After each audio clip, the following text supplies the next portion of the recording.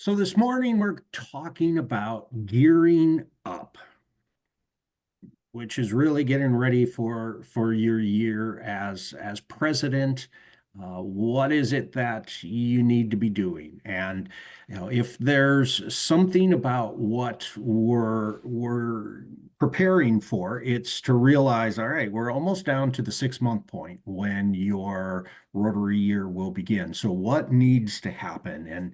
And in our view here, as we go forward in these next 6 months, there's the leading up to pets, and then following pets. And we'll talk about that in a moment here. But just the president-elect training seminar is what pets is.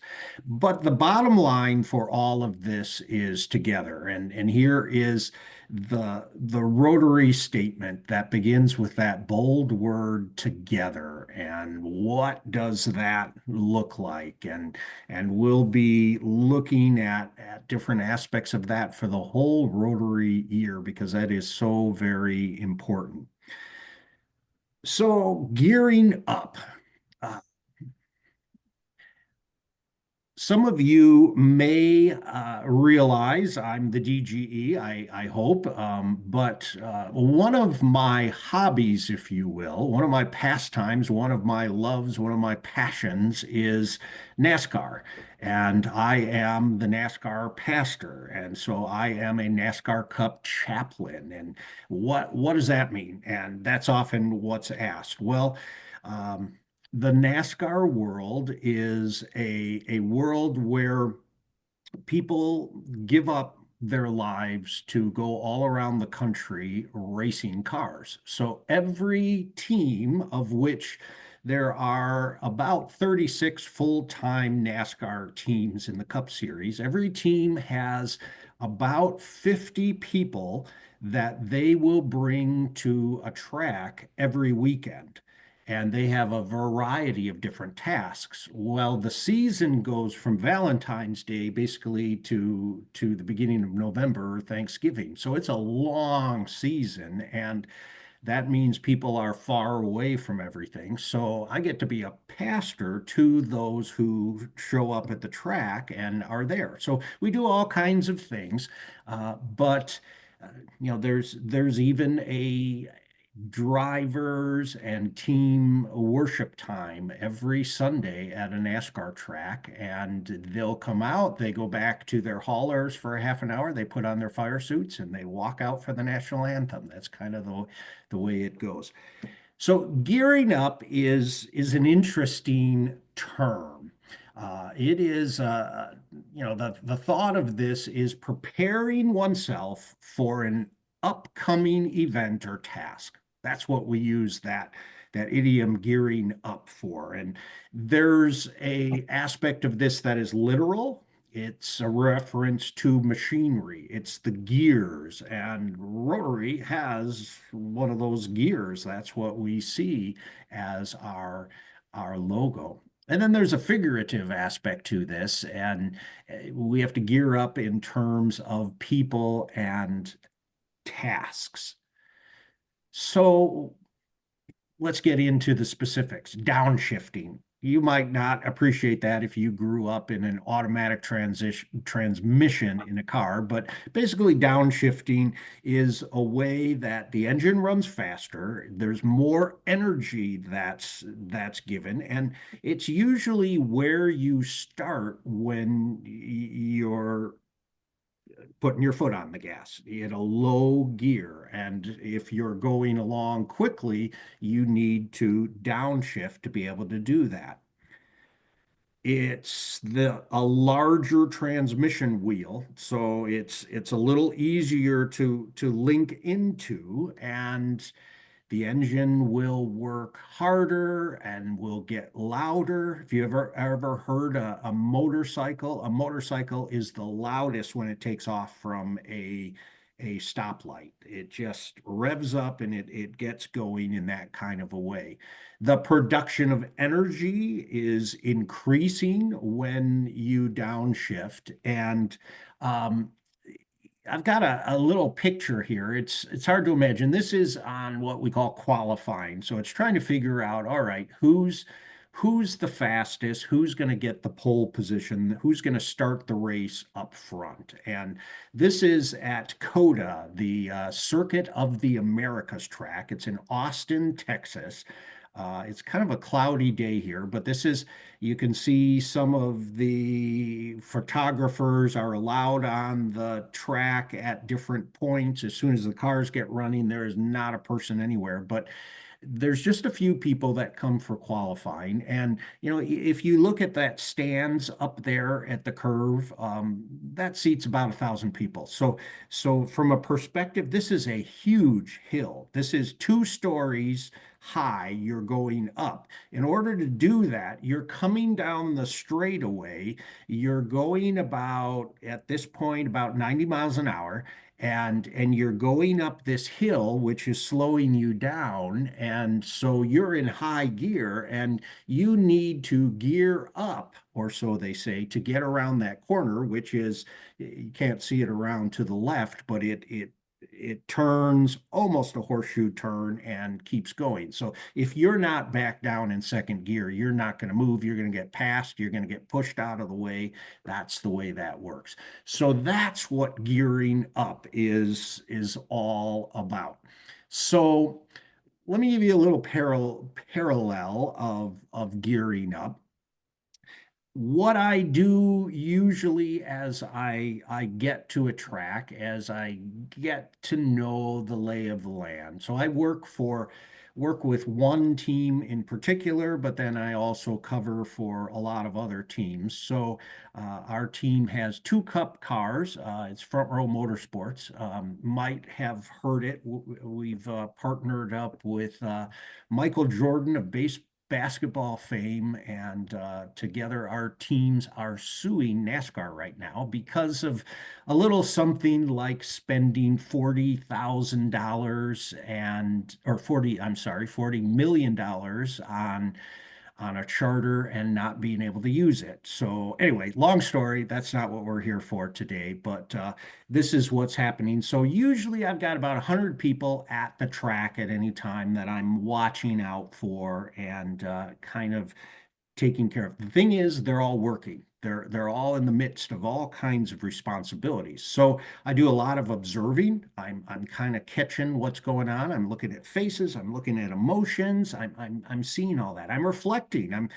There's a lot of loud times that you can't even talk to one another because the engines are so loud. So I'm doing a lot of thinking. I'm preparing. What will I do? What will I say? What kind of support can I provide? It's about building a team. It's recognizing that guy who holds the little sign so the car knows where to stop is just as important to that team as the person up on top of the pit box right in front of me where I'm sitting, who's making the decision on how much poundage should be in each tire. Should we deflate them a little bit or increase the inflation? All of that. So that team aspect is so important. Everyone is vital, way more than just a driver. It's about being present and being visible, being seen, and it's about sometimes celebrating. And this was Zane Smith. This was last year's COTA race when he actually won in the Truck Series. So not the Cup Series, but the Truck Series. But he's part of the team. I'm over the second from the left there. Every once in a while, we do get to celebrate. But I looked at that and thought, this is really what we're asking you to do as president-elects. You're in a time of observing what's going on in your club. You're reflecting on, I wonder why we do things this way. I wonder what would happen if we change this a little bit. And then we're building a team. That's very important. We don't do things alone. We do things together. And then being present is so important. Just showing up, participating, being there for events and meetings, and then you get to celebrate. That's one of the joys of the whole experience is celebrating. So, how do we gear up? Let's get specific. Here's a few things that you might do. I've talked about this with many of you, but it's important. I still have a few things that I need to work on in the Learning Center, even for my governor role. I get every couple of weeks a little reminder that, hey, there's still a couple of courses you need to take. So I'm slowly working on those. Spend some time in a learning center. You can binge it or you can do it slowly. Each session's really no longer than 15 minutes, depending on your speed. You can zoom through them pretty quickly, but get into those club president basics. If you've already made it through the club president learning, you'll notice as club president, you have access to some others too. So you might look at membership. What does a membership chair need to know? What does a club PI chair need to know? What does the club foundation chair need? And you can view those as well. It'll just round you out. You'll be able to answer more questions and provide some real hands-on leadership in the midst of it. So that's do a lot of those gearing up toward this. Do learning center sessions gearing up toward pets. The president-elect training seminar. And our pets is what's called North Central. North Central Pets includes folks from Minnesota, North Dakota, a little bit of Wisconsin, Iowa, and even up into Canada. All of these representatives will come together from the clubs all over these four districts and will be together coming up in March. So the president-elect training will be March 13th to March 15th. And it's right in our backyard, as we've talked about. It's at the Omni Viking Hotel and right in Eagan, right on 494. So it's here. We're hosting it in our district, but it's very powerful. We're working on just some rooms that we'll have when it comes to being able to gather together as a district. We'll have some district breakout sessions, but I want to provide just an opportunity for us to rub shoulders and bounce ideas off of us. Sometimes the greatest ahas in Rotary happen in very informal types of settings. So it's not just attending the sessions and the breakouts, but there's also a lot of interaction and relationship building that we do. Here's a key. Early registration ends December 31st. I was out looking at it, and I've even noticed it's at 1 p.m. on December 31st. So you don't even get to wait till midnight. It's going to cut you off earlier. But if you it's an investment to do this. This is a top-notch training that we provide. You will be impressed. I'm putting my neck out there to say that. Part of the planning team here. Alexa also participates in that. So we're ramping up some great things for you. So make sure you have registered for that by December 31st because it will go up. I think it's $50 at that point. So again, the countdown goes. So before you count down to 2025, make sure you've visited northcentralpets.org, and we'll keep invitations for that coming to you, especially as we near this deadline. Some of you are already registered. That's great, and look forward to seeing all of you.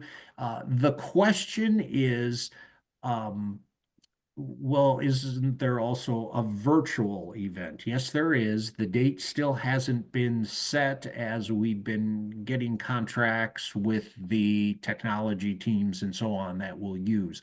Um, you'll have some good content in that, but um, I might say you'll miss the interactions that you get when you're doing it in person, the aha aspect of it.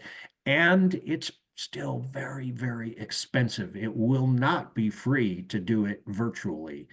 There's still costs to produce that. And we set this whole thing up based on how many clubs there are in all four districts. So we try to keep it as reasonable cost-wise as possible. But if we've got everyone doing virtually, we still have to cover a lot of those costs together. So I'd really encourage you to do it live if possible. If for some reason you're already scheduled out of the country and there's no way you're going to be here, that will follow up. Probably in April sometime is what they're targeting, end of April, beginning of May for the virtual part of it. All right, Hey, so Mark, back, I have a question for you, Mark. Can you real quick? yeah, Is it so for the? I see that's a Thursday to Saturday. Is that all day, or this is this evening stuff, or can you so talk a it little bit? starts at 3 o'clock with some breakout types of sessions right away, but then all day Friday it's a marathon. It runs all day, speakers all day, and then we wrap up on Saturday morning and get you out with a little bit of lunch to hit the road. Hey, Mark, quick question. Yeah. I saw there was a fee of 425. Is that traditionally paid by the president-elect or the club, or how does that work? Yeah, the hopefully your club will support you in that. And there are actually some clubs who also uh, do also support the president-elect nominees to go and to participate. I was from one of those clubs where I had the opportunity to be at Pets twice, and I learned so much both times.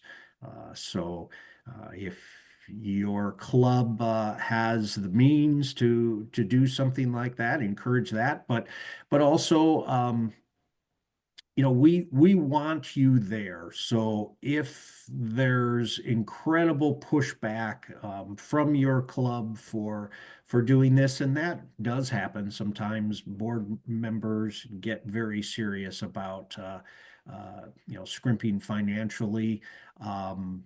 Do communicate with us because we really want you to be there, but hopefully your club will cover your cost to Mark, participate. what's the cost for signing up by the end of December?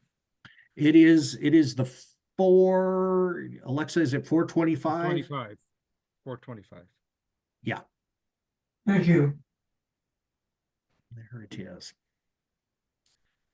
All right, so here's a couple things to do to get you to pets, to get you geared up for this. Um, One of the huge aspects that the president-elects need to do is support the current club resident. I'd say buy them a cup of coffee. Just sit down together and talk. You might realize some of my tact here, if you will, some of my approach is over a lot of cups of coffee, and that's I think I've kind of learned that in my NASCAR chaplaincy days. It might be not look like a cup of coffee there at the track as much as other Gatorade type beverages, and even into the evenings, I'll spend time in the driver RV lot right in the middle of the track, and again, it's just talking to one another, sitting, standing, whatever it might be. Share a little time together. Next thing is follow through with your responsibilities. there are certain things that you're asked to do. Make sure you know what those are as PE. What are the expectations? The last thing that you want to do is go in, form your new board, and then have your board wondering, well, that person didn't follow through on this and that. What kind of a leader is this going to be? So make sure you know what's expected in your club of the PE, and just ask your club president. That's one of the easiest ways. Participate. I've already talked about that. Participate, be there, be supportive, be the person who shows up and asks the president, can I do anything to get ready for this? And you'll be greatly appreciated, and you'll observe some things you wouldn't otherwise see. And then plan activities. Hop in and say, I'll do that. I'll plan this, because you will learn a lot about club dynamics when you actually put a event together. And I'm really, talking about a larger scale, all club type of event. It's great if you're doing service events and things like that. That's wonderful. But some kind of a larger event, make sure you're at least part of that team as you do that. So support the club president right now in these next 3 months. Very important. Another thing to do, meet with the membership chair. And the membership chair is a vital person right now. We have a huge push on membership in the district. We are really desiring and we need to regain some of the strength of our district and get ourselves to that point of a gain, a net gain we'd like to see of 100 each of these years. So Sharon's year, my year, Leif's year. That's part of our 3-year plan as a district. Takes a lot of effort, happens at the club level, means the presidents need to work with the membership chairs. So ask a few questions of the membership chair. Who are the new members? Make sure you're aware of them, and how can you get to know them? How can you be part of an orientation process? What is the orientation process? That's really vital in order to attract people to the club. Will help you get to know what it is to be a Rotarian. Who's in the membership pipeline? Or who are possibilities? Who has come to a meeting and who's been to several meetings and we're just waiting for an application on them? And then that important question, how's retention? Are people staying with the club? Are there long-term members? How many of those? And who are some of those who we're not really seeing participate? And what might I do to help with that? Or just having a basic awareness so that as people come to meetings, you can engage with them and thank them for coming. And that really does mean a lot when it comes to retention.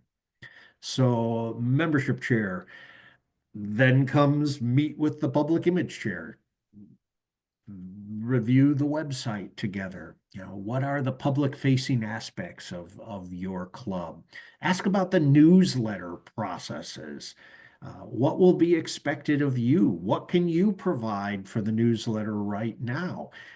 Is the newsletter valuable to you? Communicate to the public image team, hey, I really like it when this is in the newsletter. That I always read that deeply. I look at that with interest.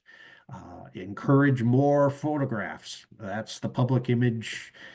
Pictures worth 1,000 words plus in the days of social media, even more than 1,000 words now. And then ask that simple question: how can I help with communication? Communication will be key to your year as president, and find out what you can do to help the public image chair, and then they'll reciprocate and be ready to help you. And then there's the other leg of the stool, the Rotary Foundation chair. So review the annual fund numbers. How's our club giving? What are we doing? What does that look like? Discuss the Paul Harris Society. How many of our members committed to giving $1,000 to the Paul Harris Society? And what can we do to make it easier for people to give through Rotary? Online giving has changed so much since my presidency in 2013. It's really improved. It's much easier process for the clubs. A Paul Harris Society member, as I said, has committed to giving $1,000 every year. We have high numbers in our district of those individuals who do that. Unfortunately, during the pandemic, some of them fell off the wagon, so to say, and we want to encourage them. There's a listing that the Rotary Foundation chair has available to them that they can tell you who is a Paul Harris Society member in our club and who is current on that. Learn about the foundation efforts. How's it approached as a club? I think it'll open your eyes. Unless you've been a foundation chair, you'll be impressed to see what goes on behind the scene in your club that you had no idea. That's the strength of Rotary. It is just the resources that we're able to leverage. And then what would be a good goal going forward? Help the foundation chair be thinking longer range. So there you have, we've got January, February, March.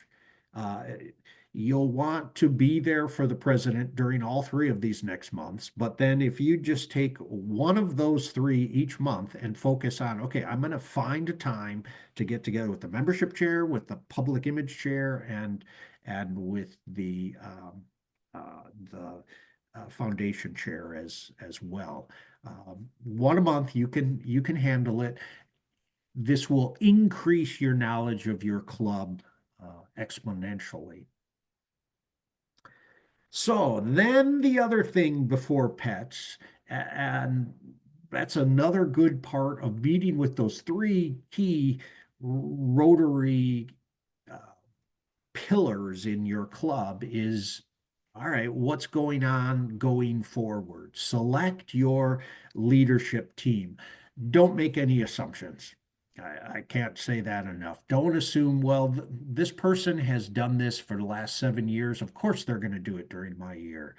If you don't ask them, they might not feel welcome to do it. So, talk to those who are there. Make sure, I mentioned this in the last meeting too, make sure you're communicating what your expectations are. Are you wanting them to continue on after your year? If not, give them a task of helping the new person that you're bringing in for the task to get up to speed with what they need to do as well. So make a list of open positions. Some of you might need a long piece of paper for that when it comes to your club, but what kind of combinations are there? How does your club get its work done? Make sure you're aware of that. And then as you're doing that, create some balance. Invite some new people in. You will be amazed at what a new member can bring to Rotary. Yeah, I'll give an example. Tom Gump. Most of you know who Tom Gump is. And the reality is, when he came into our club, it wasn't but a couple of months that he was invited into leadership. And my first thought was, let the guy learn a little bit about Rotary, give him a break. And in truth, I was wrong. And there's a great example of someone who picked up, who just started to gather as much information as he could, and you've watched all that he's done in the world of Rotary since then. And then there are more quiet people in our club, just those quiet, supportive, administrative, or event people, they just make things happen and they love to do it, and the club's stronger because of them. So be focusing on who else could be asked. Don't assume that, well, if this person's not doing it, they obviously don't want to, because we're not a big club, and everyone knows they can serve. Yeah, but some people like to be invited. And then, as I spoke about, have some clear succession expectations. This is what I need you to do. All right, we're coming down to the end here. Then, before pets, begin the goal setting process. How do you approach that? Well, what are the current club goals? Ask the president what the current club goals are. Even if you know what the current club goals are, ask the president about the current club goals, because that will excite them, that'll get them going, that'll help them to be processing and halfway through the year thinking about, oh, what do I have to do to reach my goals? Because half of my Rotary year is already over. How does it fit into a longer range vision? Make sure you understand what the longer range vision of your club is. We have so many different tools that are available. If you don't know, if you don't have an idea, our district provides a visioning process. You can work with the AGs, and they'll help you gear up for goal setting, and they can provide some other tools that would be helpful for you. The My Rotary, as a president-elect, you now have access to the goal sections of Rotary International that are behind the password wall, and you'll get to see what has our club goals been in these last years. But keep discussing this with the board and find out, because the last thing you want to do as a president-elect is for you to come up with the goals all by yourself sitting there. No, you need other people, you need their input, you need their ownership, or you'll have a really hard time reaching any goals that you set by yourself. But if you set them with others, watch out, that will happen. And again, visit the goals in Club Central, is that part of My Rotary that has all of the goals, current and future.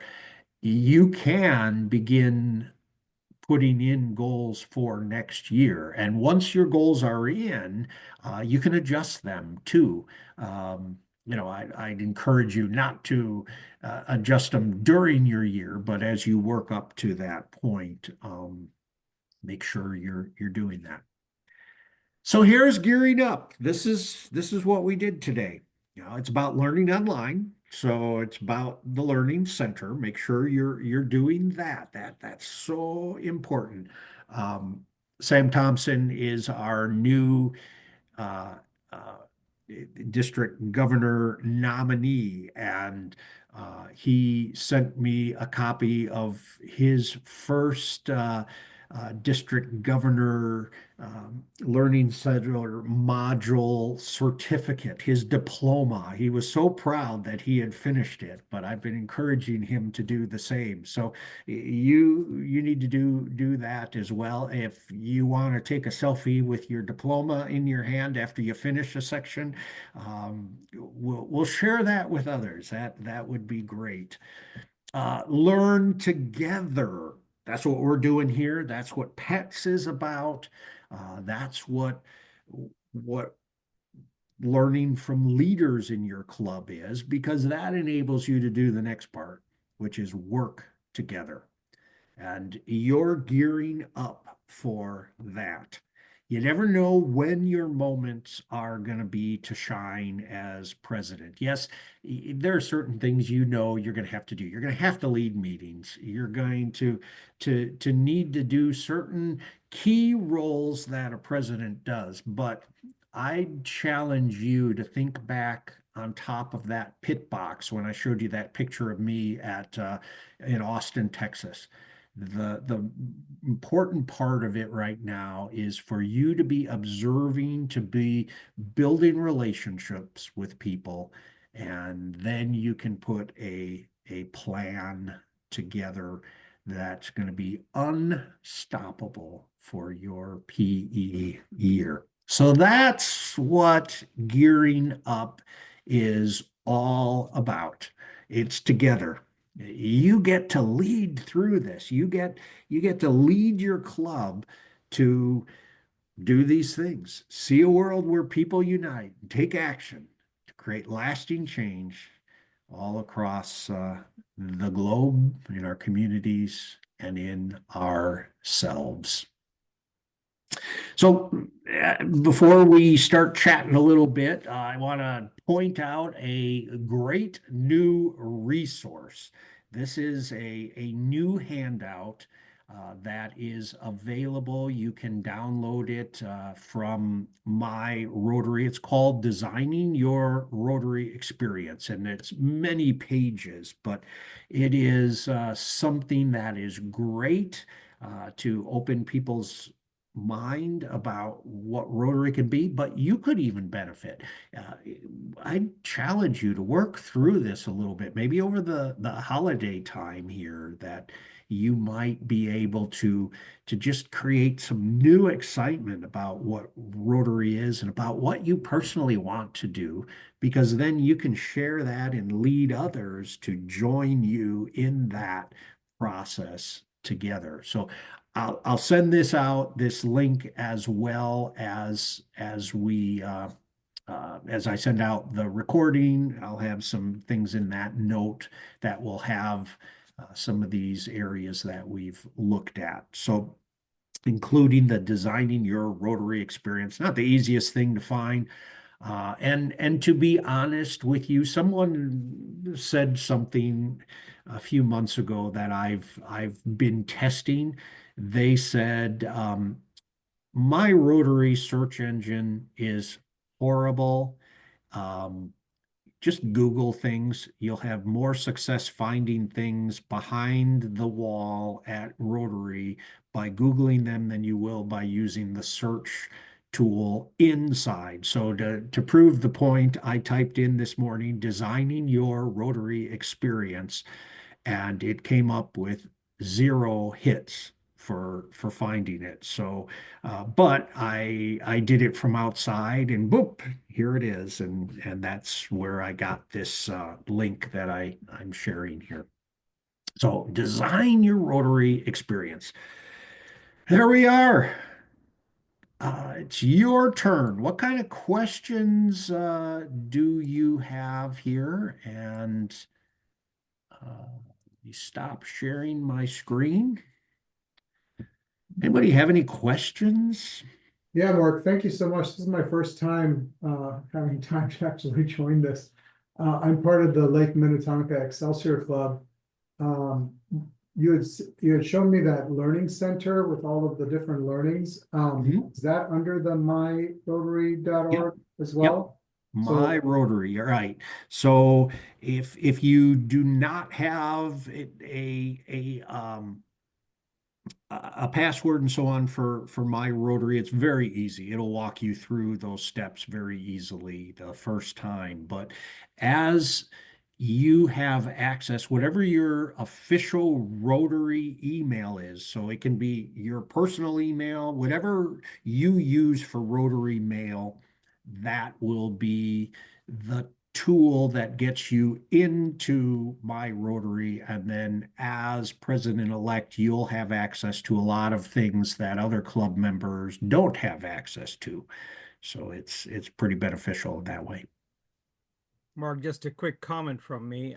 Over the last couple of months, I've taken the time to reach out within Rotary, and I've been blown away by the ability and also the willingness of people to help.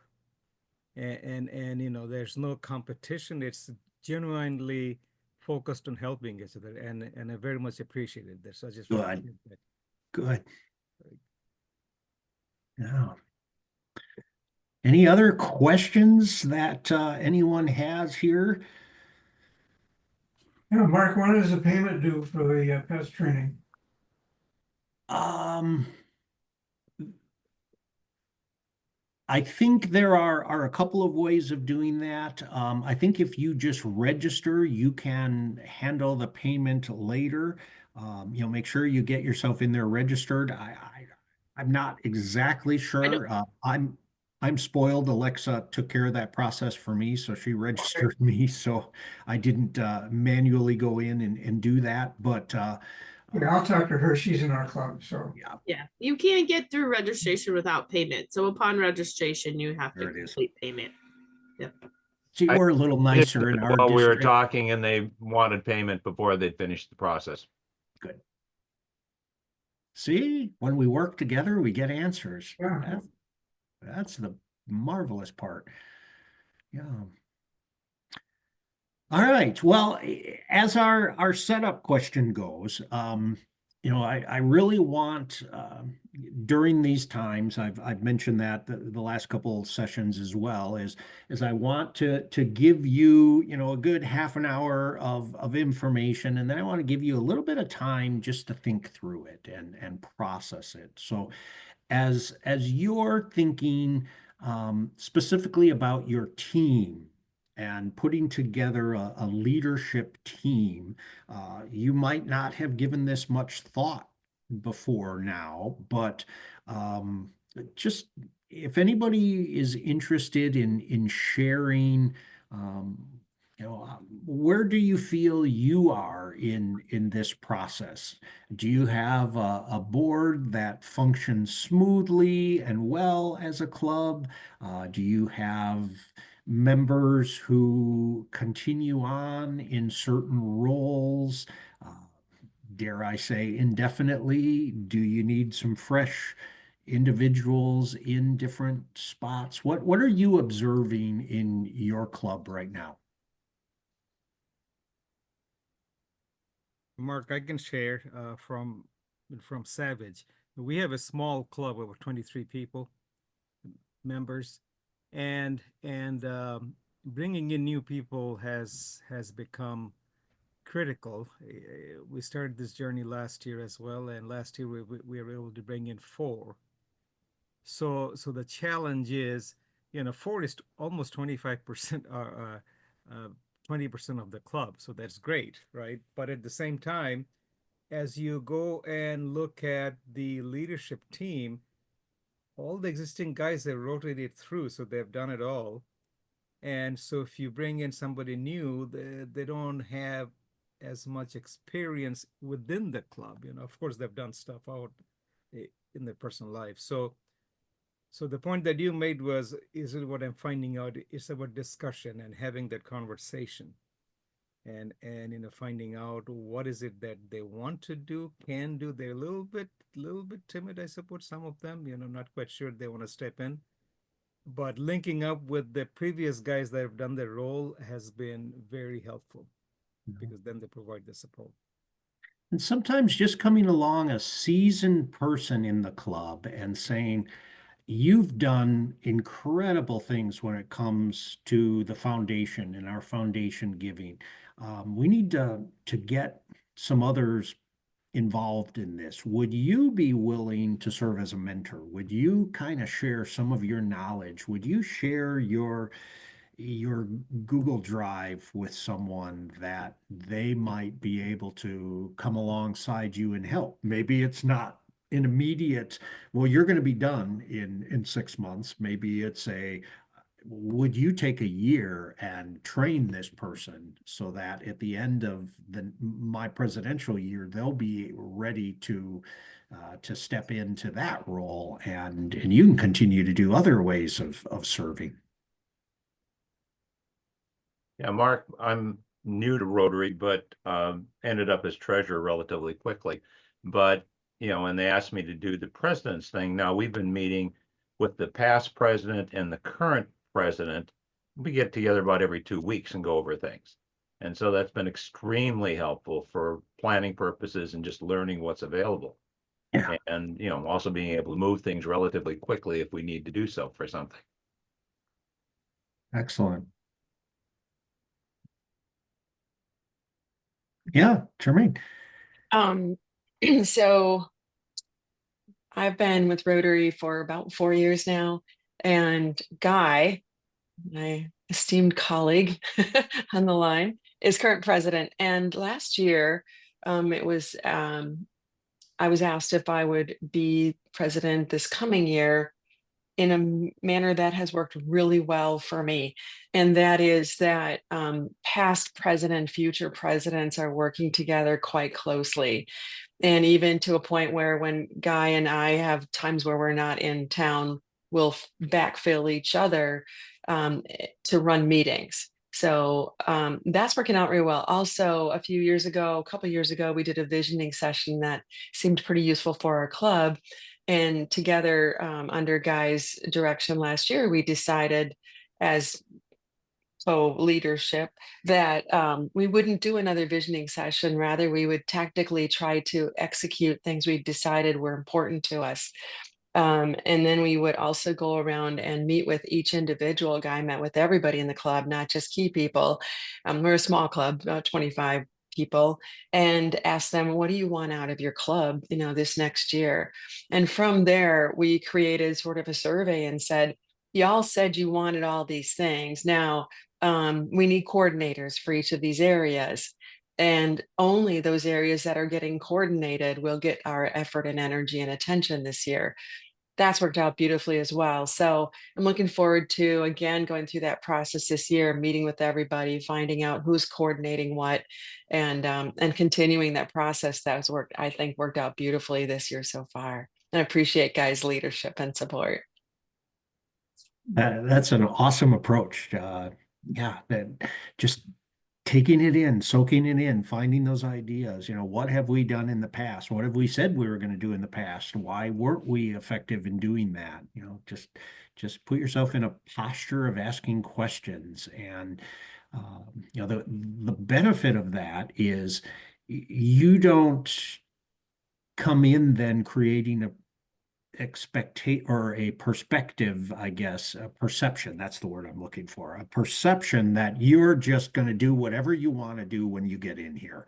And that's generally, a recipe for ineffective leadership. But if you come in with the trust and the confidence that, here's someone who recognizes all the effort I put in over the last year or 2 or 10, and they're recognizing that and utilizing all that we've done to build the future. Now there's going to be high levels of trust and support. Let me just hitchhike a little bit on what Charmaine said. First of all, she's been amazing at kind of helping us implement these things, and the idea of creating a sign-up sheet out of the things that came out of our visioning center was really a wonderful framework to move forward. But Charmaine mentioned that I met with everybody in the club individually, and what gave me that idea actually when I was president the first time was pets. I went to pets, and let me reinforce what Mark said. The fun stuff happens outside of the actual meetings where you're having a drink with people, or I got to sit next to a board member from Rotary International at dinner, and you just don't get that kind of thing virtually. But during PETS, I was in a session for small clubs, and somebody said, well, I met with everybody. I had a cup of coffee with everybody in the club. And I thought, well, you know what? I could do that. And so, I mean, you never know what kind of nuggets you're going to get out of PETS. So I really feel like when I was at PETS, there are like 300 people, and they're all Rotarians trying to make the world a better place. And that's when I really became a Rotarian. I think when I saw that interaction, it's almost magical. And then one other nugget, I'd like to give a plug to the AGs, because they are a resource as club leadership. All of the AGs have been presidents before, so they've been there, and they're ready and willing to help. And there are 5 of them on this call, so that's a testament to the fact that they're there for you, and they are familiar with a lot of the resources that district has to provide to support presidents and so forth. And plus, they have, real live in the trench experience. So get to know your AG and don't hesitate to reach out to them. End of speech. Well, Guy, we've been tooting your trumpet in previous sessions, just that we've got incredible AGs, and like you said, there's the commitment from 5+ you in this call right here because they want to know how to reinforce, how to tell you all as president-elects what will make you successful, and they'll really do that. And the other thing about the AGs too is you'll connect with the other area clubs better through the AGs, and you'll only be stronger when you are working together in that way. That's right. No, that's a great point. And I have to give you my tagline is that the AG wants to be your best friend. Awesome. We'll Hey, hold them Mark, accountable I for have a that. question. Yeah, Hey, Mark. please, Mark. Started looking into the international convention up in Calgary, and I'm kind of curious what type of participation do the districts usually have in that? Or how many people in this group maybe take a quick poll or planning on going, thinking of going, not going for sure? Trying to get a feel for that. Thoughts? So as a district, we had set the goal at 70 people participating this year because it's just above the border, so to say, from us. So it's international, but it's not hugely distant. And we hit that goal last month. So we are over 70 people from our district registered. Now, I will give a little footnote to that is we also have the Rotary Club of Global Travelers that is in our district. It's a cause-based club, an interest-based club that gathers together, and 35 of the 70 are from one club because that's what they do. They travel and participate in that way. So but that means there's 35 others from other clubs throughout the district. And yes, I will be attending this year. Anyone else already How many registered? clubs are in the district again? I don't even know. How many clubs are there in the district? So there are, including our Rotaract clubs, we've got 70. What's the official count, Alexa, of clubs? 68. There you go. Oh, that's good attendance so far. Yeah. That's half. Nice. And do keep in mind there is another December increase in Yeah, the rate. tomorrow's the deadline. It's like a $50 increase after tomorrow. Yeah. Yeah. So how many people going in this group? I probably will. Okay, I'm going. Mark, you going? Okay, 2, 3. Yeah, it looks like a pretty good sampling of this club.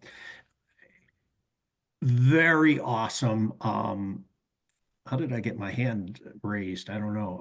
Very awesome to participate in that kind of a way. You'll see Rotary with big eyes and you'll see, wow, this is so much more than my club, but my club gets to be a part of it.